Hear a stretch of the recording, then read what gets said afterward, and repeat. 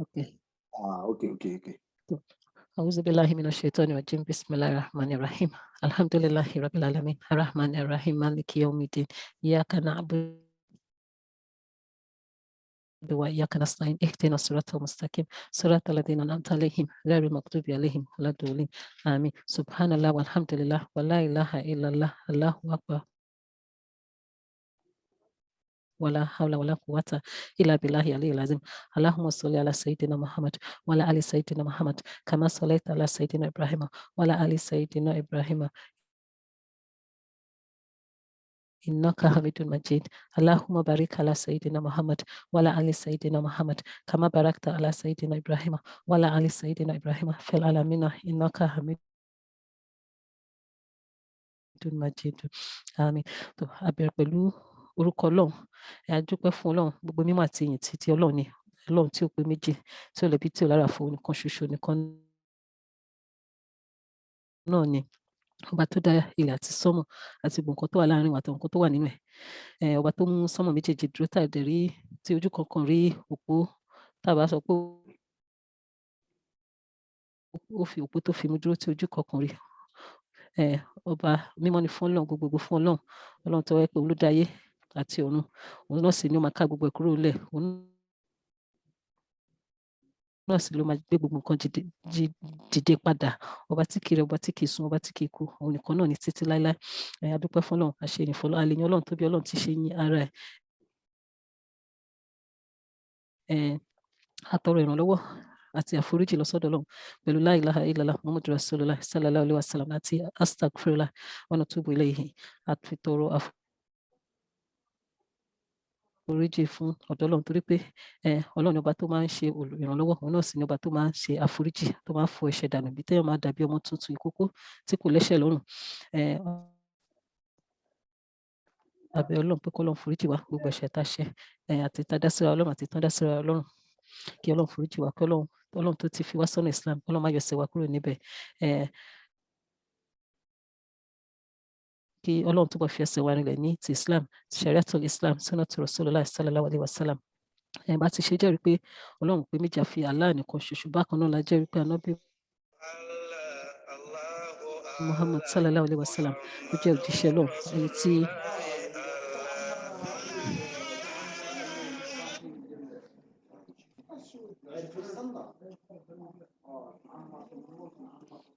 kí Ọlọ́run bá ṣe àlékún ìkẹ́ àti ìgẹ̀ fún Ànábì Muhammad sallallahu alaihi wasallam Allahumma salli ala sayyidina Muhammad wa ala alihi wa sahbihi wa sallim rabbi shrah li sadri wa yassir li amri wahlul uqdatan min lisani yafqahu qawli. Assalamu alaikum wa rahmatullahi wa barakatuh. Wa alaikum assalam wa rahmatullahi ta'ala wa barakatuh. A'udhu billahi minash shaitani rajim. Alhamdulillah. Bismillahir rahmanir rahim. La ilaha illallah Muhammadur Rasulullah sallallahu alayhi wa sallam. Astaghfirullah subhanallah walhamdulillah. Wa la ilaha illallah wallahu akbar. Wa la hawla wa la quwwata illa billahil aliyyil azim. عدد خلقه ورضا نفسه وزنة عرشه ومداد كلماته ومنتهى العلم ومبلغ الرضا اللهم صل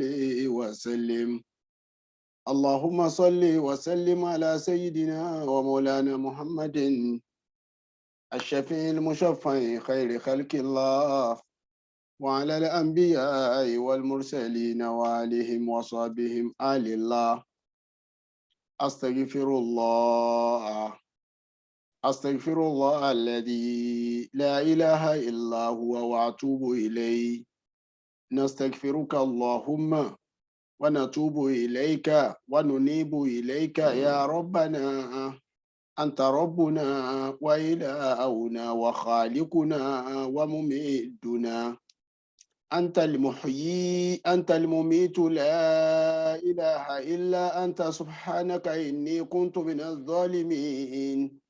ربنا ظلمنا أنفسنا وإن لم تغفر لنا وترحمنا لنكونن من الخاسرين اللهم اغفر لنا ذنوبنا وكفر عنا سيئاتنا وتوفنا مع الأبرار آمن الرسول بما أنزل إليه من ربه والمؤمنون كل آمن بالله وملائكته وكتبه ورسله لا نفرق بين أحد من رسله وقالوا سمعنا وأطعنا غفرانك ربنا وإليك المصير لا يكلف الله نفسا إلا وسعها لها ما كسبت وعليها ما اكتسبت ربنا لا تواخذنا إن نسينا أو أخطأنا ربنا ولا تحمل علينا إصرا كما حملته على الذين من قبلنا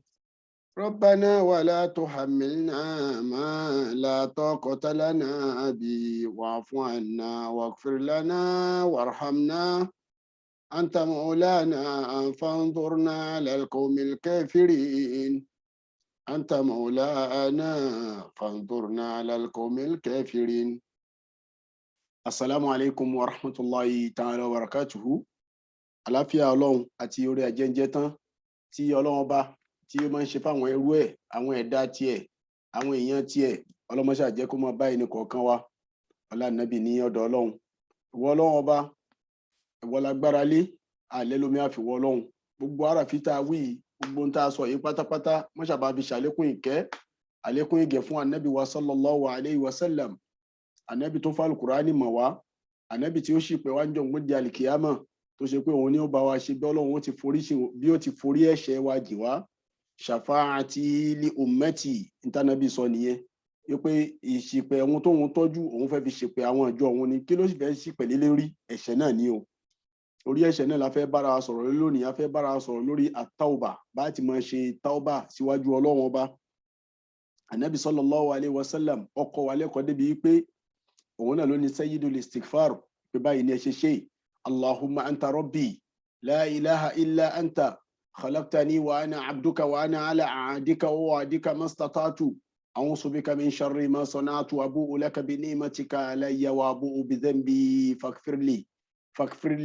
faghfirli fa innahu la yaghfiru dhunuba illa anta so anabi sallallahu alayhi wa sallam in tó kọ́ wa ní láti lè ṣe kíni láti lè fi clear ẹ̀ṣẹ̀ wa shortcoming wa níwájú Ọlọ́run orí tauba yìí náà la fẹ́ bára sọ̀rọ̀ lórí baba sáfárà ọlọ́mọṣàbà dúró tì yín àtẹ̀yìn àti gbogbo fámìlì yín àfihàn tọrọ fún gbogbo àwọn àtàjọ́njọ́kùnrin tá à ń jẹ́ fámìlì sáfárà àti gbogbo àwọn èèyàn wa pátápátá màmá sáfárà ọlọ́mọṣàbà dúró tì yín iṣẹ́ ìṣe yín ọlọ́mọṣàbà àlùbáríkà sí àti gbogbo ẹ̀yin àti gbogbo àwọn ẹbí yín àti gbogbo àwọn àtàjọ́njọ́bìnrin bíbà yìí ọlọ́mọṣàdùn ẹnì kọ̀ọ̀kan wá nú oore títí ń bẹ́lẹ̀ ọlọ́mọdé ó bàjẹ́ yìí tá a tún fẹ́ kọ́ Ọlọ́run ṣe Ọlọ́run tó ṣe Ọlọ́run ṣàlékún ọlápọ̀ Ọlọ́run ọba òun lọ́ba alálékún òun ní ṣàlékún òun lọ́ba tí fúnni lálékún ọlọ́mọṣà ṣàlékún fẹ́ni kọ̀ọ̀kan wa foríjì wa Ọlọ́run àtúbà foríjì wa Ọlọ́run àtúbà ẹ̀ṣẹ̀ tá rò kó kéré o èyí tá ṣẹ̀ tá rò kó tóbi ẹ̀ṣẹ̀ kan ò kéré lọ́dọ̀ Allahu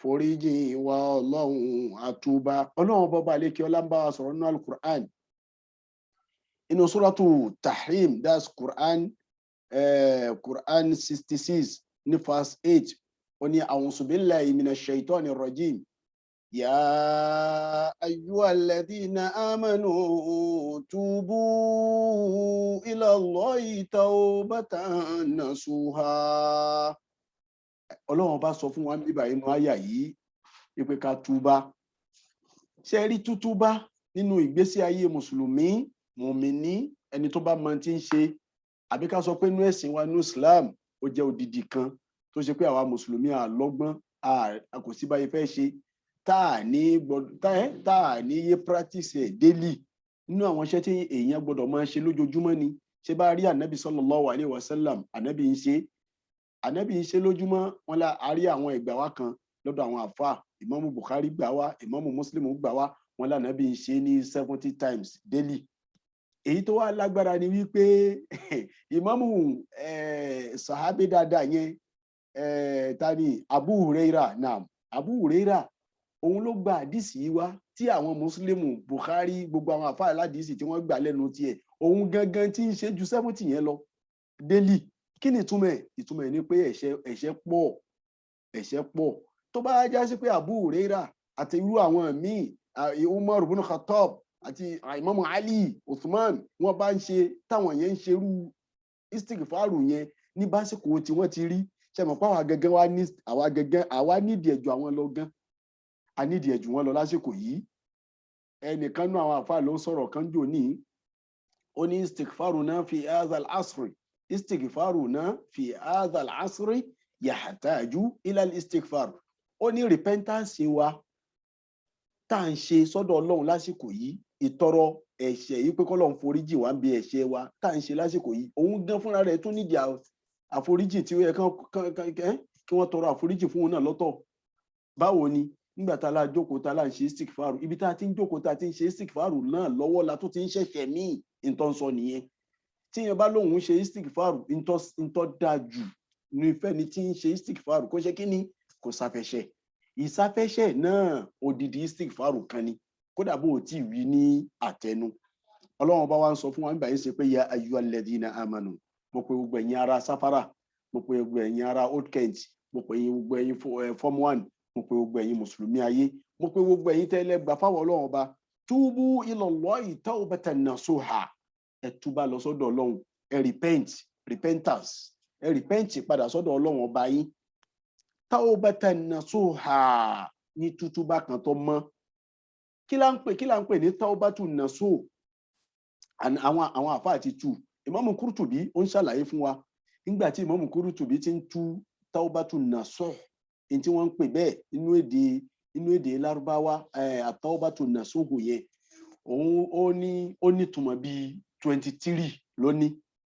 àmọ́ gbogbo àkórí èyí tó gbà wá lọ́dọ̀ àwọn àfáà káàkiri lọ́dọ̀ àwọn sàábì ànábì ó dúró lórí ẹyọ kan kó gbogbo ẹ̀ pọ̀ nínú èyí tí wọ́n gbà wá látọ̀dọ̀ ànábì sallallahu alayhi wa sallam.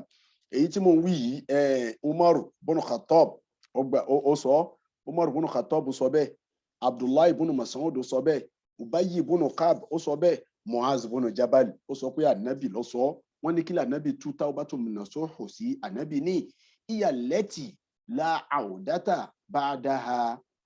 òun lèyí tí èèyàn tọrọ tó repent tán tó dẹ̀ tún wá padà síbi ẹ̀ṣẹ̀ tó repent lé lórí tó tọrọ àforíjì lé lórí. àlàáúdà ní kéèyàn padà síbẹ̀ kó mọ́ padà síbi tí ó tọrọ àforíjì fún. kama la ya'udu labanu ila dar'i. ànábì wa ń fún alákòjúwe ànábì ní gẹ́gẹ́ bí wípé ẹni obìnrin tí ń fọ́mọ lọ́yàn nígbà tó bá fọ́mọ lọ́yàn ṣé ọyàn tó ti bọ́ sẹ́nu ọmọ míìkì tó jáde láti inú ọyàn ìyá tó bọ́ sínú ẹnu ọmọ tọmọ ti fà á tó ti gbé mì ǹjẹ́ a lè fa míìkì yẹn padà? ṣe mọ̀ pé kò possible. ànábì wa ń fún alákòjúwe pé ṣé ẹ rí bí míìkì yẹn ò ṣe lè padà sínú ọyàn obìnrin àbí èyí tá a fún lára màálù tá a ti fún sínú abọ́ kan inú bóòlù kan ṣé a lè kó sínú ẹ̀ padà? ṣé rí bí ò ṣe lè padà yẹn ni bẹ́ẹ̀ lànábì wa ń fún alákòjúwe pé ká má padà síbi ká má rí ẹ̀ṣẹ̀ wa bí míìkì tó jáde lára obìnrin sẹ́nu ọmọ tí ń fún lọ́yàn tó ti mú ká má padà síbẹ̀ mọ́. ànábì sallallahu alaihi wasallam ló sọ bẹ́ẹ̀ pé ìtumọ̀ yẹn òun ni at-tawbatun nasuh kó o mọ ríra rẹ níbi ẹ̀ṣẹ̀ tó ṣe pé mi ní padà síbẹ̀ o ti ṣe tawbatun nasuh. kọlọmọṣàbà kẹ́ ànábì sallallahu alaihi wasallam. a tún wá rí ìtumọ̀ míì lọ́dọ̀ àwọn àfáà tí wọ́n sọ pé ṣé rí tawbatun nasuh yẹn ó ní májẹ̀mú mẹ́ta òun láti gbọ́ túmọ̀ ẹ̀ lọ́dọ̀ ànábì nísìn sallallahu alaihi wasallam. kọlọmọṣàbà kẹ́ ànábì àti gbogbo àwọn sàábé tí a kà sí ara wọn yẹn ó ní májẹ̀mú tó wá ní tá a bá ń sọ pé tawbatun nasuh pé ẹni yìí o báwo láti mọ̀ pé ó ṣe tawbatun nasuh. àkọ́kọ́ ní tẹ́kọ̀ọ́ rí lára ẹ̀ òun ni al-iqla'u ani zamb kó jáwọ́ bí ń tọ́ tọrọ àforíjì lé lórí kó má jẹ́ sí pé ń tọ́ tọrọ àforíjì lé lórí ń jò ní òun náà lẹ́tún padà wá bá níbẹ̀ nǹkan òun náà lẹ́tún padà wá bá níbẹ̀ títún ṣe ẹni tó tọrọ àforíjì níbi nǹkan tẹ́tún wá bá ti ń ṣe nǹkan yẹn kò ṣe tawbatun nasuh o al-istighfaru ló ṣe tẹ́ ẹ bá gbàgbé jọ́ta ń sọ̀rọ̀ istighfaru al-istighfaru àti at-tawbatu wal-inaba mo ṣàlàyé mo ṣàlàyé post kọ̀ọ̀kan bó ṣe rí nínú Islam, mo ṣàlàyé ẹ̀. So ẹni tó bá ti wá rí tí ò jáwọ́ bí tí ń ṣe kò ṣe tauba, istighfaru ló ṣe yẹn. Alákọ̀ọ́kọ́ nìyẹn. Ẹlẹ́kejì, wà nadamu ala ma hadatha. Anadamu ala ma hadatha, òun ni kíyàn wá máa ṣàbámọ̀ lórí n tó ṣe. Ṣẹmọ̀ pẹ́lú mi ọṣẹ́ kò ní lè ṣàbámọ̀ lórí n tó ṣe pé kò ní rí rẹ̀ pé òun ṣe nǹkan kan, kò ní rí rẹ̀ kó ṣe nǹkan kan. Gbogbo ọjọ́ tó bá ti ríra rẹ̀ pé ò ṣe nǹkan kan, ṣe ó nọ́mà náà, ṣe bí mo kàn gbáǹkó lásán ni, èlò ẹ̀yìn báwọn èèyàn ti ń kó jẹ, ìlú lèmi wá kó jẹ, ṣe bí 1000 lásán ni, àwọn tó ń kó mílíọ̀n jẹ ń kọ́. Tó o bá ti dípọ́ mi èèyàn ń rí bẹ́ẹ̀ kò ṣe tauba o, istighfaru ló ṣe yẹn o. Òun ni kéèyàn máa ṣàbámọ̀ lórí ẹni tí ó ṣe. Tẹ bá ti rẹ́ni tó ń ṣàbámọ̀ lórí ẹni tó ṣe, àtauba ní í ṣe yẹn, àtauba ní í ṣe yẹn. Ó jẹ́ nọ́mbà kíni? Ó jẹ́ nọ́mbà 2. Ẹ̀rí nọ́mbà 3, al-azimu ala adamil auda ila dhanb. Òun ni kéèyàn wá di àmùrè, kíní táwọn ẹlẹ́sìn kejì wa tán máa ń dè mọ́nú yẹn. So kéèyàn wá dàmùrè, kó dira rẹ̀, kó di ẹ̀mí ara rẹ̀ gidigidi wípé sẹ́ mi ní padà síbẹ̀. Ọtí tí mo ti túbá ń bẹ̀ yìí mi ní padà síbẹ̀. Ṣìnà tí mo ti túbá ń bẹ̀ yìí mi ní padà síbẹ̀. Olè ìgbé nǹkan oní nǹkan tí mo ti túbá ń bẹ̀ yìí mi ní padà síbẹ̀. Kí n máa yíwèé níbi iṣẹ́ tí mo ti túbá ń bẹ̀ mi ní padà síbẹ̀. Àwọn ìwà burúkú tá à ń wú, ọ̀rọ̀ ẹ̀yìn, ẹ̀gàn, kéèyàn máa ṣàbòsí, gbogbo orú àwọn irọ́, àwọn nǹkan tó lè ba iṣẹ́ jẹ́ fún yàn. Tánàbí sọ fún wa pé iyal haliqa. Ànábì pé gbogbo àwọn ìwà kéékèèké yìí kí ló pè wọ́n? Wọ́n ní al haliqa, shaving clipper. Tí ó máa Ànábì wá ní kò ń ṣe pé ó máa ṣe fún un o, yóò máa ṣe fún ìwà rẹ̀. Ìwà rẹ̀ tí ò tí mọ̀ bóyá Ọlọ́run gbà, tó wà láàrin pé ṣé wọ́n gbà àbí wọn ò gbà, àwọn ìwà kéékèèké yìí. So àmọ́ tá a bá ti wá ní májẹ̀mú pẹ̀lú Ọlọ́run pé mi ní padà síbẹ̀, tauba ló ṣe yẹn. Tó bá ti wá ṣe tauba, ìgbà gbogbo ìgbà tẹ́dábà ẹrú bá ti ṣe tauba, Ọlọ́run ọba náà welcome ẹ̀ pẹ̀lú ìdùnnú. À ń bọ̀ wá bẹ́ẹ̀. Ànábì sallallahu alaihi wasallam ló sọ bẹ́ẹ̀. Ó jẹ́ lẹ́kẹ̀ ló tá ń kà fún wa. Alákọ̀ọ́kọ́ òun ni kó jáwọ́ ń bẹ̀ pé òun ò ṣe mọ́. Ẹlẹ́kejì òun ni kó wá máa ṣàbámọ̀ lórí n tó ṣe. Ẹlẹ́kẹ̀ẹ́ta òun ni kó dàmùrè pé òun ò ní padà síbẹ̀. Wá lẹ́lẹ́kẹ̀ẹ́rin, ìyẹn tó bá ṣe rí gbogbo ń tà sọ yìí, àwọn èyí tí ó jẹ́ pé ó rò mọ́ Ọlọ́run ni, láàrin Ọlọ́run àtẹ̀dá. Àmì èyí tó jẹ́ tọlọ́run, tó jẹ́ tẹ̀dá nìkan, nítorí pé Ọlọ́run, èèyàn lè ṣe Ọlọ́run, kéèyàn dẹ̀ ṣe ẹ̀dá látara Ọlọ́run, gẹ́gẹ́ bí èèyàn ó ṣe ṣe ẹ̀dá náà, Ọlọ́run ọba náà látara ẹ̀dá mẹ́ta ni. Ẹlẹ́kẹ̀ẹ́rin ibẹ̀ wá ní kéèyàn wá ṣe ẹ̀dá nìkan, kó mọ́jọ kọ́lọ́run ọba máa lọ́wọ́ ń bẹ̀, àmọ́ gbogbo ẹ̀ pátápátá lọ́lọ́run ó bínú sí. Òun lẹ́lẹ́kẹ̀ẹ́rin yìí ni wípé tó bá wá já sí pé láàrin ẹ̀dá sẹ́dá ni, ó gbowó olówó, ó bá yàwó sùn, ó yíwèé ní ọ́fíìsì yín, ó jalè, ó parọ́ mọ́yàn. Ok, tó bá ti wá rí bẹ́ẹ̀, lọ tún kinní yẹn ṣe lọ́dọ̀ ẹni tó ṣe. Lọ tún kinní yẹn, in tó ṣe yẹn, lọ tún ṣe lọ́dọ̀ ẹni yẹn. Tó bá jọ pé o gbowó olówó ni, lọ dówó yẹn padà. Òun nọ́mbà 4. Tó bá já sí pé ìyàwó ló bá ṣe ṣìnà, lọ bẹ̀ wọ́n kó rí pé o ríyọnú ọkọ rẹ̀, ríyọnú ẹni tó ṣe bẹ́ẹ̀ náà fún. Nítorí tó o bá ti ríyọnú rẹ̀ láyé, ìjọ ìgbéde àlìkìyámà kò ní ṣe túnṣe mọ́ o, kò ní ṣe túnṣe mọ́. Àbòsí tó o bá ṣe, lọ túnṣe lọ́dọ̀ ẹni tó ṣàbòsí fún. Ọ̀rọ̀ ẹ̀yìn tó sọ, lọ túnṣe lọ́dọ̀ ẹni tó ní ọ̀rọ̀. Ẹni tó fẹnu bàjẹ́, tó competition burúkú lórí èèyàn, tó fi wá di pé wọ́n gbaṣẹ́ lọ́wọ́ rẹ̀, tètè yá lọ túnṣe kó ló parọ́. Irọ́ tó pa, lọ túnṣe. Torí tó o bá ti túnṣe láyé, kò ṣeé ṣe mọ́. Rọ́dùl madhalim là ń pè inú èdè Lárúbáwá. Rọ́dùl madhalim, òun ni kéèyàn dá ire padà fẹ́ni tí èèyàn ṣàbòsí, tí èèyàn gbàbòsí lọ́wọ́ rẹ̀. Kéèyàn ṣe bẹ́ẹ̀. So nítorí tó bá ti dá padà yẹn, sórí dá padà tó dá padà yẹn, ó ti yọ okùn lọ́rùn rẹ̀. Ẹ̀rí a ní príncipù kan tá a máa ń lò ní èdè Lárúbáwá. Òun ni wípé wọ́n ní ridon nas ghayatun la tudraku. Wípé ìyọ́nú àwọn èèyàn ó ṣòro láti rí. Ìyọ́nú àwọn èèyàn ó ṣòro láti rí. Wọ́n wá ní ridollahi ghayatun tudraku.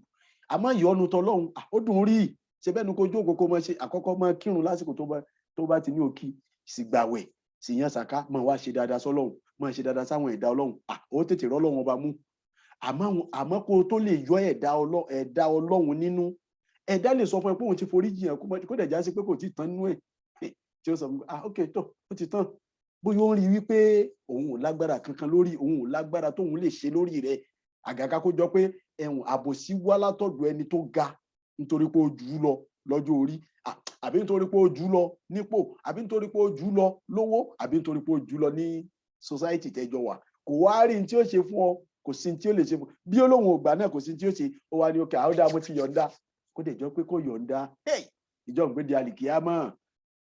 ìgbéde àlìkíyámọ̀ nǹkan ṣe nígbà tí wọ́n bá bẹ̀rẹ̀ sí yọ ẹ̀tọ́ àwọn èèyàn nínú àwọn ẹrù àwọn èèyàn kó máa di pé gbogbo dáadáa ẹni wọn kò síbẹ̀ ẹ rí i pé mo dúró lórí nọ́mbà 4 yìí ibẹ̀ lọ́pọ̀lọpọ̀ kó sí o tó bá yẹ pé ká ṣe lọ́hùn jókòó tó bá ṣe stick fáàlù nísìnyí Ọlọ́run ti forí jì ẹ̀ àmì èèyàn kó o ṣe ẹ̀dá Ọlọ́run lè bínú tó ṣe pé ìbínú yẹn ó ju kéèyàn ṣe lọ́hùn gangan lọ òun ni nọ́mbà 4 yẹn ló burú jù a rí ẹgbàá wá látọ̀dọ̀ Ìmámù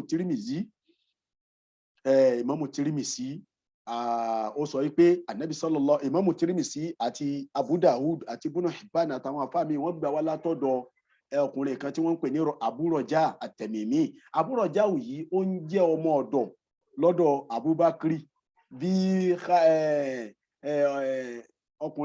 ọkùnrin tí àdísòlè fúkú ìṣẹ̀lẹ̀ lọ́dọ̀ rẹ̀ lórí ẹ̀ bóun ṣe wà lọ́dọ̀ Abubakri bẹ́ẹ̀ lélẹ̀ náà ń jẹ́ ọmọ ọ̀dọ̀ lọ́dọ̀ Abubakri so òun ló wá ń sọ pé Abubakri sọ wípé Ànábì sallallahu alaihi wasallam sọ wípé má àdọ́ra mi mọ́ni istighfara walau fa'ala fil yawmi 70 marra ṣe rí ká túbá níbi ẹ̀ṣẹ̀ lónìí òní ọjọ́ Monday yìí ó tó wá túbá níbi ẹ̀ṣẹ̀ tó ṣẹ̀ ok ìtúbá níbi ẹ̀ṣẹ̀ tó ṣẹ̀ yẹn kò tún ní kó o má padà síbẹ̀ ẹ dákun àárín yìí mo fẹ́ ká try ká gbọ́ dáadáa àtàdísì yìí ká gbọ́ àdísì yẹn baba Safara jazakumullahu khairan tó bá yẹ pé ẹ bá rí àdísì yẹn yóò dùn mọ́ mi àdísì Abubakri ni Ìmámù Tirmidhi ló gbà wá wọ́n sì ládìsì náà kò fi bẹ́ẹ̀ lálàáfíà púpọ̀ àmọ́ ìtumọ̀ rẹ̀ gbogbo àwọn àfáà aládìsì ni wọ́n panupọ̀ lórí ẹ̀ pé ìtumọ̀ àdìsì yẹn wà òkè kí ni o Ànábì sallallahu alaihi wasallam ní má àdọ́rà mọ́ni istighfara ẹni tó bá tọrọ àforíjì kò ní láwo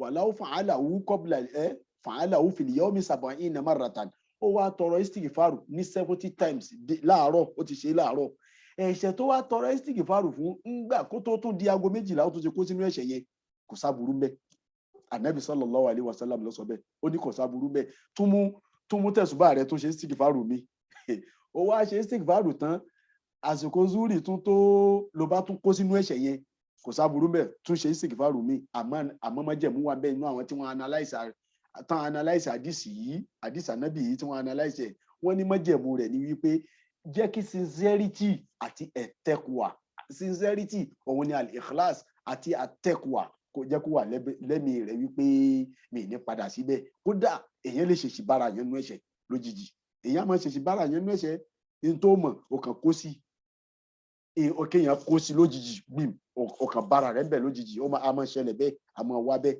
téèyàn ò mọ̀ tó jọ pé èèyàn ò mọ̀ bó ṣe rí èèyàn ò mọ̀ bó ṣe wá èèyàn kàn ṣáà rí pé àbẹ́dẹ̀ rí mo ti ṣe báyìí ṣá bóyá pẹ̀lú àwọn ọ̀rẹ́ tó ń bá rìn bóyá wọ náà bóyá yàwó bóyá ọmọ bóyá nǹkan kan ló ti ọwọ́ rẹ̀ bọ́ lójijì tó bá ti wá rí bẹ́ẹ̀ jẹ́ kí istighfaru yẹn kó dúró dáadáa tún ṣe istighfaru míì so kéèyàn mọ wá ṣe kódà kó ṣe istighfaru 70 times nítorí tádìsì yìí wí ni pé kó ṣe istighfaru 70 times ní ẹ̀ẹ̀márùn délì o ti ṣe láàárọ̀ o tún ṣe lọ́sàn-án o tún ṣe lásìkò zuri o tún ṣe lásìkò asiri o tún ṣe lásìkò mọ́gíríbì o tún ṣe lásìkò ìṣáì kò sáburú ń bẹ kò sí aburú ń bẹ ọlọ́mọṣàbá kẹ́ àwọn àfáà tí wọ́n analyse àdìsí yìí kódà nínú ẹgbàá wa tó wà lọ́dọ̀ Ìmámù Abu Dawud òun ní wàláwó àdá ó kàn pa ó ní wàláwó àdá fil yawmi 70 marra kódà kó jọ pé ẹ̀ṣẹ̀ tó ṣẹ̀ yẹsẹ̀ ètò ń padà síbẹ̀ ní 70 times sì máa túbá ní 70 times náà má jẹ́ kí ìtukẹ́ni túmọ̀ rẹ̀ ni pé má jẹ́ kí istighfaru já lẹ́nu wa torí pé ẹ̀ṣẹ̀ pọ̀ béèyàn bá fẹ́ wo nǹkan lójijì ìwọ fẹ́ gbójú wo bìkan ni wọ́n ti bẹ́ẹ̀ kẹ́yìn tó wò síbẹ̀ kalẹ̀ wọ́n kọ̀wọ̀ ṣètánì ṣẹ́wọ̀n pé ṣètánì ó ń supervise àwọn ọmọ ànábẹ́ dámọ̀ káàkiri ni pé bí wọ́n ti forí wa gbá Ọlọ́run ìwọ náà wá kẹ́ istighfaru dé ẹ kẹ́ istighfaru dé. So ọ̀rọ̀ istighfaru ọ̀rọ̀ tó tóbi ni mo ní ó jẹ́ tètè lọ síbi àwọn àǹfààní tá a fẹ́ kàn jẹ́ mẹ́ torí pé níta ti ń ṣe tẹ́lẹ̀tẹ́lẹ̀ náà ni níta ti ń ṣe tẹ́lẹ̀tẹ́lẹ̀ ni bá a kírun a ṣe istighfaru àlọ́gbọ́n astaghfirullah alazim allazi la ilaha illa huwa al-hayyul qayyum a ṣe istighfaru ká tó wọnú òrun istighfaru tá a bá ti ṣe Allahu akbar tán asọ́njọ́ tá a ń sọ̀rọ̀ kìíní Allahu akbar níta kọ́kọ́ wí ni wípé Allahumma ba'id bayni wa bayna khataayaya kama ba'adta bayna al-mashriq wal-maghrib. Sentence yẹn istighfaru ni sayyidul istighfaru láti kàyí tá a bá wá forí kalẹ̀ kí là ń wí subhana rabbi al-a'la faghfirli istighfaru ni. So àti à ń ṣe lójoojúmọ́ ká má fi ilẹ̀.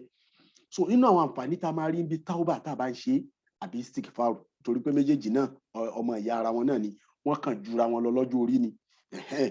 Àkọ́kọ́ ni wípé asa rabbukum an yukaffira ankum sayyi'atikum ibi àyà tá a dá dólẹ̀ kan pé tubu ila Allahi tawbatan nasuha nínú Quran 66 verse 8 òun náà látún padà sí yẹn. Ọlọ́run ní asa rabbukum an yukaffira ankum sayyi'atikum Ọlọ́run ní dandan tẹ́ ẹ bá ti ń ṣe èmi Ọlọ́run bó foríjì yín tẹ́ ẹ bá ti ṣe tawba nasu èmi Ọlọ́run bó foríjì yín.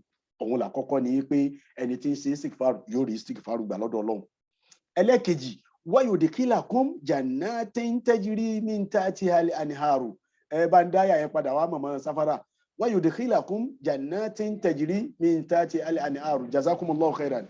Ọlọ́run wá kọ́ àlìjẹ́nà kalẹ̀ fún yín ṣé ẹ ti ṣe istighfaru náà yóò kọ kalẹ̀ pé lágbájá o àwọn ará sáfárà o wọ́n ṣe istighfaru lónìí o Monday o ó yá ẹ bá wa kọ àlìjẹ́nà kalẹ̀ fún wọn pé gbogbo àwọn ará sáfárà o àtàwọn ará old tent o àtàwọn mùmíní o àti dọ̀mọ àlìjẹ́nà ẹ̀rí látàyé tán bá ní wọ́n ń fún yàn níbi àlìjẹ́nà látàyé ẹni bẹ́ẹ̀ ni ẹni tó bá ṣe istighfaru Ọlọ́run ló sọ nínú sura yìí èmi ṣàkọ́mọ sọ Ọlọ́run ló sọ yìí yudkhilakum nítorí pé ibi tọ́lọ́run bá ti lo àṣà tó lò níbi ìbẹ̀rẹ̀ yẹn ní tí ó jẹ́ dandan tọ́lọ́run ó ṣe òun ní sọ yẹn ó sì ní inna Allaha la yukhliful mi'ad pé àdéhùn tèmi Ọlọ́run bá ṣe mi kì í ṣìkà rẹ̀ ó fi hàn pé Ọlọ́run foríjì wá o astaghfirullah alazim alladhi la ilaha illa huwa al-hayyul qayyum wa atubu ilayhi astaghfirullah alazim alladhi la ilaha illa huwa al-hayyul qayyum wa atubu ilayhi astaghfirullah alazim alladhi la ilaha illa huwa al-hayyul qayyum wa atubu ilayhi allahumma anta rabbi la ilaha illa anta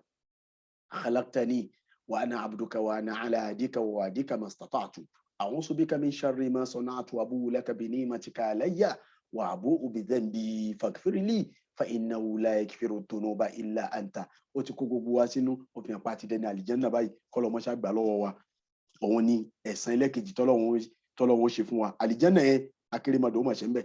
Ẹlẹ́kẹ̀ẹ́ta ni pé inna Allaha yuhibbu tawwabin that's Quran 2 verse 222 verse 222 Ọlọ́run ní inna Allaha yuhibbu tawwabin Ọlọ́run ní mo fẹ́ràn àwọn tí wọ́n bá ń ṣe túbá púpọ̀ òun ni wípé tó o bá ń túbá Ọlọ́run fẹ́ràn rẹ̀ ó jẹ́ mélòó ó jẹ́ mẹ́ta tó o bá ti ń ṣe túbá tó ń ṣe àtàwọ́bà Ọlọ́run máa láìkì ẹni ṣá ó jèrè likeness lọ́dọ̀ Ọlọ́run. Number 4 òun ni amúyẹn nínú Quran 34 verse 31 that's suratu Nur Ọlọ́run ní watubu ila Allahi jami'an olùgbà tọ́lọ́run sọ̀rọ̀ lọ nínú suratu Nur ó ní túbú gbogbo yín o ẹ máa ṣe tauba sọ́dọ̀ mi Ọlọ́run ọba jami'an gbogbo yín ó ní láì yọ nìkan lẹ̀ ayu al-mu'minun ẹ̀yin tẹ́lẹ̀ jẹ́ mùmínì ẹ máa ṣe tútúbá ó wà ní la'allakum tuflihun bí ìtumọ̀ ẹ̀ ní wípé ẹni tí bá ń ṣe tútúbá kí ní orí o alifalahu tí wọ́n ń pè wá fún níbi irun ayyal alfalah òun ni pé o máa rí success ẹni tí bá ń ṣe tútúbá kí ní orí yóò rí success àyà yìí ibo láti rí inú Quran 34 verse 31 suratu Nur la'allakum tuflihun ẹ jèrè ní ṣá. So number 4 nìyẹn. Number 5 inú èrè tí ẹni tí ó ṣe tauba ẹni tí bá ń ṣe tauba inú èrè tí ó jẹ òun ni pé Ọlọ́run sọ pé yumatti'ukum mata'an hasana that's Quran 11 verse 3 ó ní máa fún yín ní gbádùn ẹ gbádùn ayé. Ó fi hàn pé nísìnyí àwa ń rò pé ká ṣiṣẹ́ ní òjì agbádùn Ọlọ́run bá ń jẹ́ ká mọ̀ yìí pé istighfaru náà àtàwùbà náà yóò tún mú ní gbádùn. Àní kẹ́ má ṣiṣẹ́ o kẹ́ má ṣì wá gbọ́ sì máa ṣiṣẹ́ rẹ̀ gbogbo tí lè ń kórí jẹ́ kí istighfaru wà nítòsí rẹ̀, jẹ́ kí istighfaru kó wà nítòsí rẹ̀, nítorí pé ibi tó ti ń ṣiṣẹ́ yẹn náà ó ti ṣẹ lọ́hùn tó mọ̀. Kéèyàn rò lásán náà pé but mo kàn ṣe bẹ́ẹ̀ ni pé mo jókòó ní ibo mo ti wá ṣẹ lọ́hùn, ṣé orí ẹni rírò tó rò yẹn ó ti ṣẹ lọ́hùn báwọn. A gbọ́dọ̀ rò kẹ́mi kú ń bẹ́, istighfaru ni ọjọ́ kọ́ pọ̀. Ìrìn wa tá ń lọ tá ń bọ̀ tá ń lọ sọ́tún, ọ̀rọ̀ tá ń sọ, ta ló mọ̀ èyí tó jẹ́ pé Ànábì sallallahu alaihi wasallam ní àìmọye ọ̀rọ̀ míì tẹ́lómi tí ó jáde lẹ́nu ẹlòmíì tí ò ní mọ̀ pé Ọlọ́run bá ti bínú sí ọ̀rọ̀ tó sọ. Ok, ìwọ wàá mọ̀ ó ti lọ́ntì ẹ̀ láfi nídìí istighfaru. Àìmọye ọ̀rọ̀ míì tẹ́lómi ó sọ tí ó mọ̀ yí pé ọ̀rọ̀ yẹn ó ti kó sí ìyọnu Ọlọ́run báwọn nítọ́ sọ̀hún inú Ọlọ́run bá ti dùn tó. Ok, àwa mèyí tí inú rẹ̀ dùn, àmèyí tí ààrẹ nìkan sọ fún wa pé ok èyí tó sọ yẹn Ọlọ́run dùnnú sí o, èyí tó sọ yìí Ọlọ́run bínú sí o. Ààrẹ nìkan sọ fún wa ni ó jẹ́ ká máa ṣe kíni, ká máa ṣe istighfaru gbogbo gbà. Ọlọ́run ní a máa gbádùn, Ọlọ́run máa fún wa ní gbádùn. Ó jẹ́ number 5. Number 6, ó ní yursilis samaa alaykum midrara. Oko eléyìí ó kó ìkẹ́ ńláńlá tó kọ̀ síbẹ̀. Ó ní òun máa ní kí sánmọ̀ máa rọ, yóò rọ ìkẹ́ kalẹ̀ fún yín. Tán bá dẹ̀ ní samawu midiraru láti sánmọ̀ kì í ṣe òjò nìkan. Kò sẹ́ni tó lè mọ iye ìkẹ́ Ọlọ́run bá ti ń sọ̀kalẹ̀ láti sánmọ̀. Almadadu samawiya, òun làwọn ìkẹ́ Ọlọ́run tí ń wá látòkè. Ọlọ́run ní màá rọ̀ lé yín lórí. Níbi àyà yìí náà nínú suratu Hud, that's Quran 11 verse 52, ó ní wayazidukum quwwatan ila quwwatikum. Ọlọ́run ní màá fún yín, màá sọ yín di man in power, màá fún yín lágbára. Ẹni tí bá ń ṣe tauba wọ́n ní yóò lágbára. Ọlọ́run bá lọ sọ bẹ́ẹ̀. Hello verse 52 nínú Quran 11, that's suratu Hud. Ó ní Ọlọ́run ní ẹni tó bá ń ṣe tauba yóò ṣe kí ni, yóò lágbára. Wayazidukum quwwatan ila quwwatikum. Agbára tó ti ní tẹ́lẹ̀ màá fi kún. Ẹni tí ò ní tẹ́lẹ̀ tó bá ti ń ṣe istighfaru màá fún lágbára. Ẹlẹ́kẹfà nìyẹn. Ẹlẹ́keje inú suratu Hud náà láti mú verse 61. Ó ní inna rabbi qaribun mujib. Ẹni tí bá ń ṣe istighfaru tí ń ṣe tauba kò ní pẹ́ tá a fi mọ gbàdúrà rẹ̀. Tó bá ti tọrọ nǹkan tó jẹ́ ẹni tí ń ṣe tauba gbogbo gbà, wọ́n ní Ọlọ́run ní ìmọ̀ ṣe tauba ẹ gbàdúrà rẹ̀, ẹ ṣe fún. Ṣé ìgbàgbé ànábì Yunus tó bọ́ sínú ẹja?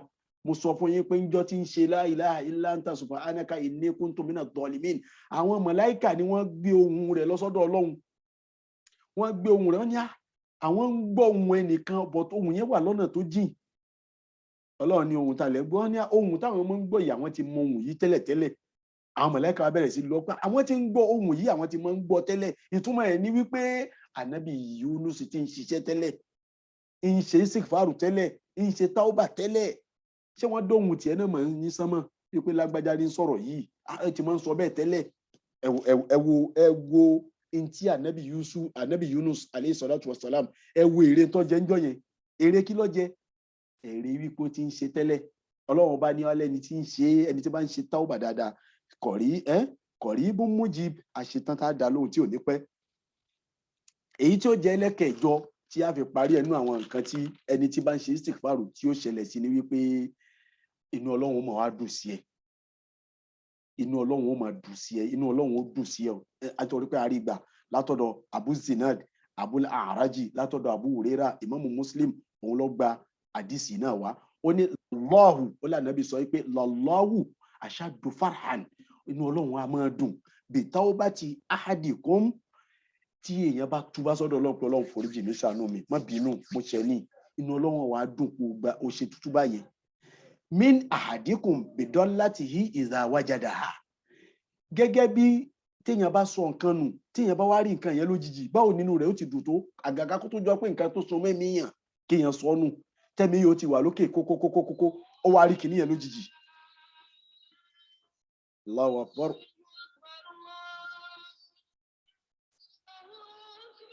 Allahu akbar, Allahu akbar, Allahumma rabba hadhihi da'wati tamma. So ó wá rí nǹkan sọnù yẹn lójijì, ẹ wo bínú rẹ̀ ó ti dùn. Ànábì ló fún alápòjú yẹ o. Kódà àtúrẹ́gbẹ́ alátọ̀dọ̀ Imam Muslim tí ànábì tún yànnà náà jù bẹ́ẹ̀ lọ. Ànábì ní ẹjẹ́ ń lé sí yín, ẹnìkan ó fẹ́ rìnrìn àjò, ó wá mú ràkúnmí, gbogbo oúnjẹ tí ó jẹ ó gbé sórí ràkúnmí, owó tó ní ó gbé sórí ràkúnmí, gbogbo àwọn nǹkan tí ó fẹ́ lò nírìn àjò rẹ̀ ó kó sórí ràkúnmí, ó wá gun ràkúnmí wá lọ, ló wá débì kan.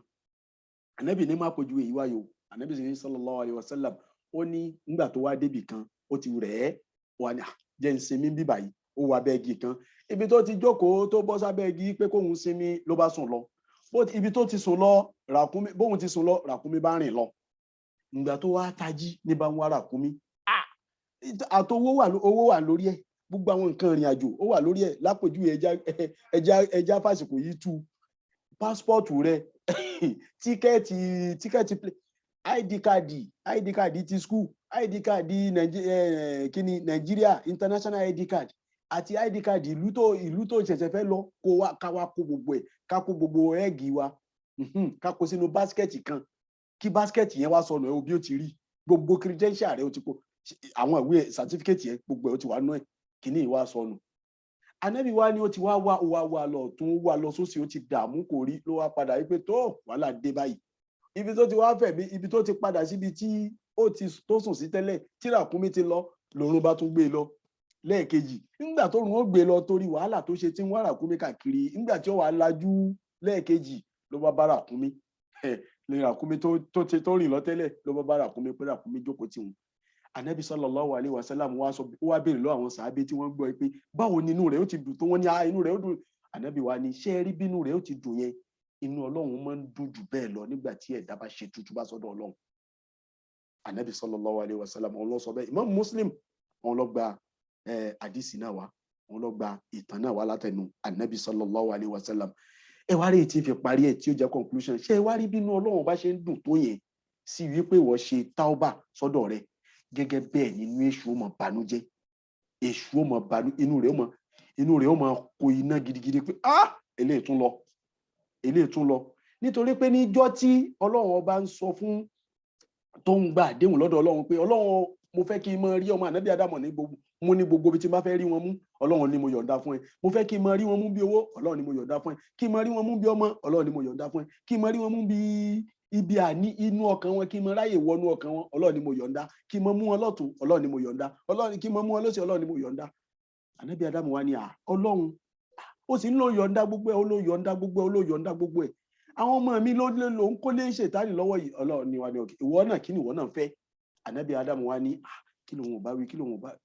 Ànábì Ádámù wa ó dá àtàwùbà ń kọ́ ṣé kí istikfaru tó bá ti ṣe istikfaru, Ọlọ́run ni ó dá. Ṣé orí táwọn ọmọ rẹ bá ti ṣe istikfaru yìí sì mọ gba tútú bá yẹn lọ́wọ́ wọn, Ṣẹ̀tánì bá banújẹ́ pé wàhálà dé. Ok, ó fi hàn pé tí n bá mú ọmọ Ànábì Ádámù kan sí, tí mo hàn lé mọ̀ dáadáa, tí mo wọnú owó ẹ̀, tí mo wọnú ọkàn rẹ̀, tí mo dọkàn rẹ̀ rú, tó bá ti ṣe tàwùbà, kí ló ṣẹlẹ̀? Ọlọ́run tó ti welcome ẹ̀ padà, gbogbo tó ṣe sẹ́yìn yẹn ó ti lọ nìyẹn. Ṣẹ̀tánì bá bu ẹkún pé ó fi hàn pé wàhálà àwọn padà já sásán ni. So bọ́lọ́run ọba ṣe ń dunnú pé ó dé, bẹ́ẹ̀ ni inú Ṣẹ̀tánì ó máa bàjẹ́. Ẹni tí ń ṣe tàwùbà yóò máa ba Ṣẹ̀tánì nínú jẹ́ ni, yóò sì máa dùn Ọlọ́run ọba nínú. Ọlọ́run ẹnu èyí tá a sọ yìí náà ó ti tó ní tá a ti ń ṣe tẹ́lẹ̀tẹ́lẹ̀ ni. Ọlọ́run ọba tub lana ya rabbana, tub lana ya rabbana wa tub alayna. Bismillahir rahmanir rahim.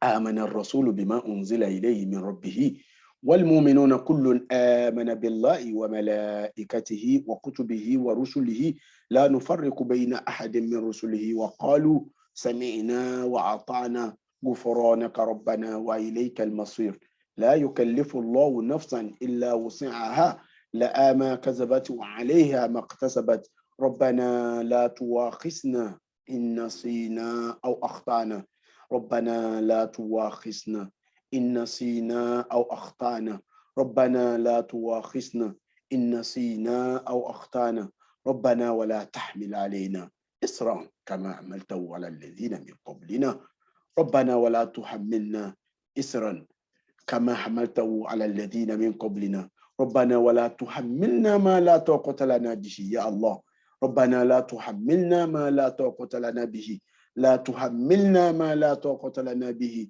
واعف عنا يا الله واعف عنا واعف عنا واغفر لنا واغفر لنا واغفر لنا وارحمنا وارحمنا وارحمنا أنت مولانا أنت مولانا أنت مولانا فانصرنا على القوم الكافرين. التحيات لله الزاكيات لله الطيبات صلوات لله السلام عليك أيها النبي ورحمة الله وبركاته السلام علينا وعلى عباد الله الصالحين سبحان ربك رب العزة ما يصفون وسلام على المرسلين والحمد لله رب العالمين والسلام عليكم ورحمة الله وبركاته.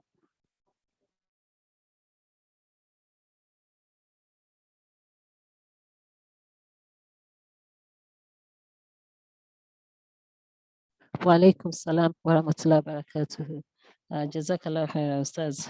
Ṣé gan ni, Brother Hakeem, Jazakallah khair, tẹ́ bá wa post àwọn references náà. Ọlọ́run foríjì gbogbo wa, ẹni tó bá lóun ṣe ẹlẹ́ṣẹ̀ àti rẹ̀ nínú tó bá sọ pé òun ṣe rí, tó gbogbo wa ní ẹlẹ́ṣẹ̀, wọ́n yàtọ̀ síra wọn ni. Ìyàtọ̀ ní láàrin ẹlẹ́ṣẹ̀ bí Ustaz ṣe sọ, ẹni tó bá ń ṣe istighfar, kí Ọlọ́run gba gbogbo istighfar tá ń ṣe astaghfirullah rabbi wa atubu ilayhi min kulli dhunubi inna Allaha ghafurur rahim Allahumma ighfir lana wa'fu 'anna warhamna wa tub 'alayna innaka anta tawwabur rahim. Kí Ọlọ́run foríjì gbogbo ẹ̀ṣẹ̀ tá a ṣẹ̀ àti tàmọ̀ àti tàmọ̀. Gbogbo bá ṣe ń tọrọ àforíjì ẹ̀ṣẹ̀ lọ́dọ̀ Ọlọ́run pé k'Ọlọ́run foríjì wa, káwa náà ní ọkàn láti máa foríjì àwọn èèyàn tó yí abárí kan ṣe ká má máa di èèyàn sínú, torí pé kò dáa, ó bẹ́tà ká ti yanjú gbogbo ẹ̀ nísìn táyé àtúnṣe wà, kó má di ọjọ́ àkíámọ̀ tí gbogbo ẹ̀ máa wá ṣẹ̀ṣẹ̀ máa hàn síta tó máa di pé a máa yọ Ọlọ́run èèyàn á máa gbẹ̀san níbẹ̀. So ẹ jẹ́ kí àwa náà lọ́kàn láti lè máa ṣe àforíjì fún ara wa, kí Ọlọ́run lè yọ́nú sí gbogbo wa pọ̀. So kí Ọlọ́run gba lè ta ṣe lénìí, kí ó foríjì wa, Ọlọ́run foríjì wa gbogbo ẹ̀ṣẹ̀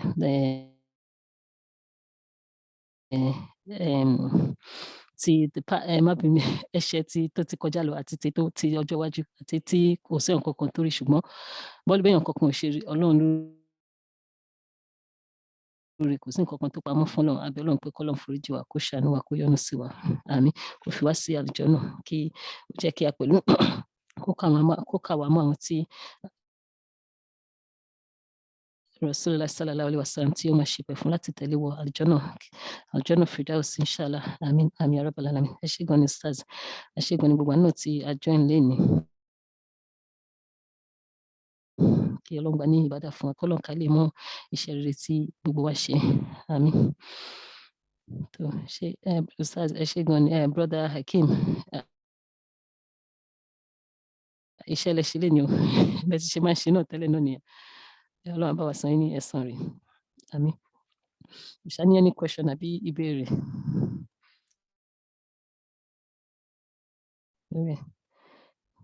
Just a quick recollection lórí nǹkan tí Ustaz sọ, àwọn condition Tawbatu Nasuh,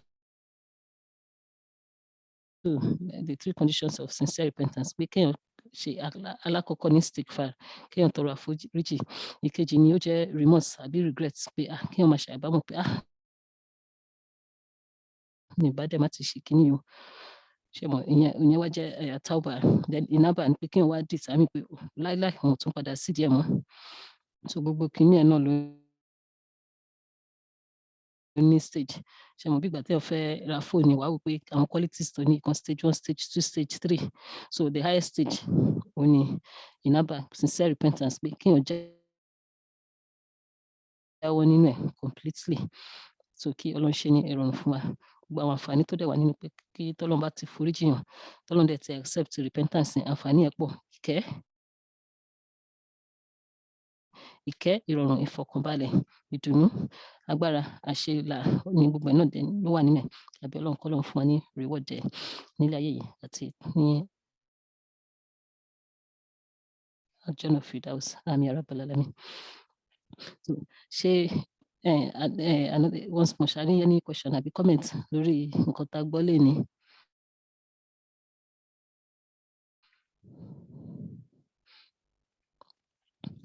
Okay.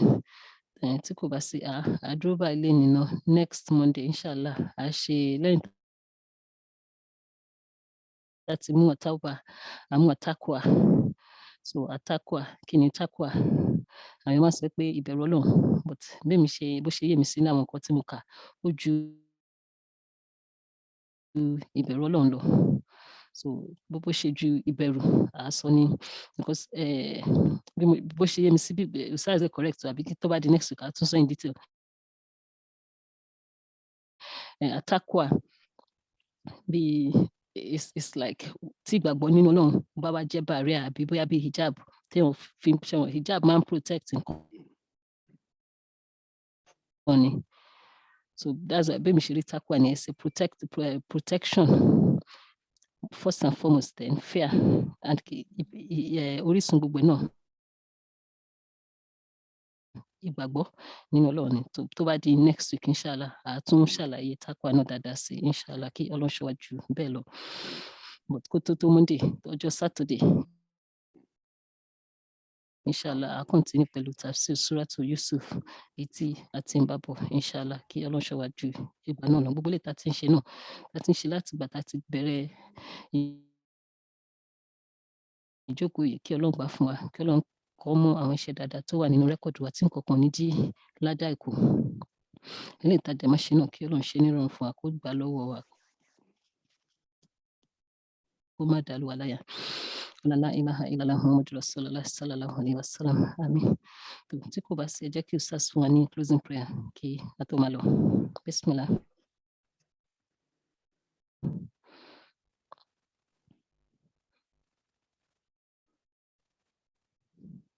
Ustaz, assalamu alaikum. Wa alaikum assalam wa rahmatullahi wa barakatuh. Mo ń rọṣẹ́ kí wọ́n ẹgbẹ́ nìkan sọ pé bóyá mi kọ́mẹ́ǹtì wà bí nǹkan kan ni. Ok. Jazakumullahu khairan. Ọlọ́run ṣàbà san yín ní ẹ̀san olóore. Bàbá Sáfárà, Ọlọ́run bá san yín ní ẹ̀san tí ó pọ̀. Gbogbo wa náà pátápátá láti gbogbo àwa tá a jọ ń gbọ́. Ọlọ́run fún yóò san oníkálukú wa náà ní ẹ̀san olóore. In short, tá máa ń sọ pé tẹ́kùwà ó dàbí kí a yọ iyọ̀ salt ká yọ kò nu ọbẹ̀ òun ni ta lè fi tẹ́kùwà ta lè fi wé àbí ká fi àwọn nǹkan tá à ń jẹ tó jọ pé kò lè má ní ṣúgà nínú kó má wá sí ṣúgà ńbẹ̀ ẹ wo bí ó ṣe tẹ́ lẹ́nu so òun ni tẹ́kùwà rí gbogbo ìbàdàt gbogbo ìjọsìn wa táwọn ò ṣe pátápátá gbogbo ẹ̀ ní tẹ́kùwà wọ̀ pátápátá yẹnyẹn láì yọ kankan lẹ̀ tó ṣe pé tẹ́kùwà yẹn ló lè sọ pé ìbádà tó ń sìn yìí lóòótọ́ tọ́lọ́wọ́n ọba ni ibi tẹ́kùwà ni làwọn èèyàn ti bọ́lẹ̀ níjọ́ gbé di àlìkìyámọ̀ wípé àánú ọkàn ló ń kírun ni kò sí bẹ̀rù Ọlọ́run lọ́kàn rẹ̀ ibi tẹ́kùwà ni ibẹ̀ ni wọ́n ti máa kí n sọ pé ibẹ̀ ni ìsáàbò ti pọ̀ jù níjọ́ gbé di àlìkìyámọ̀ pé ẹ̀yin especially lọ́dọ̀ àwọn àtàjà ajáfa so ká má tún wọnú ẹ̀jù bẹ́ẹ̀ lọ ìjọ pẹ̀lú Ọlọ́run ní ẹjọ́ mẹ́jọ inshallah Ọlọ́run ṣọ́ wa ju ìgbà náà lọ kó tó dìgbà náà Ọlọ́run wọ́n ṣàdúró tí ẹnìkọ̀ọ̀kan wá o wọ́n ṣàforíjì wá foríjì wa Ọlọ́run àtúbà o foríjì wa Ọlọ́run àtúbà ẹ̀ṣẹ̀ tá mà pó kéré o èyí tá a ṣẹ̀ tá rò pó tóbi ẹ̀ṣẹ̀ kan ò kéré lọ́dọ̀ Allahu foríjì wa Ọlọ́run àtúbà má bá wa wí má bá wa jà má sì dá wa lẹ́bi o nítorí kádàrá tí kò bá yé wa má bá wa wí má bá wa jà má sì dá wa lẹ́bi Ọlọ́run nítorí kádàrá tí ó lè yé wa nǹkan mi tá à ń ṣe tá à ń rò pa ń sìn wọ Ọlọ́run bá ní tó dẹjọ́ pẹ́ ṣẹ̀ ní Ọlọ́run má bá wa jà má bínú sí wa lórí ẹ o فاغفر لنا أنت مولانا فاغفر لنا أنت مولانا وتب علينا أنت مولانا إنك أنت التواب الرحيم فانظرنا على القوم الكافرين والعصر إن الإنسان لفي خسر إلا الذين آمنوا وعملوا الصالحات وتواصوا بالحق وتواصوا بالصبر سبحان ربك رب العزة ما يصفون وسلام على المرسلين والحمد لله رب العالمين والسلام عليكم ورحمة الله تعالى وبركاته. وعليكم السلام ورحمة الله وبركاته. جزاك الله خير أستاذ.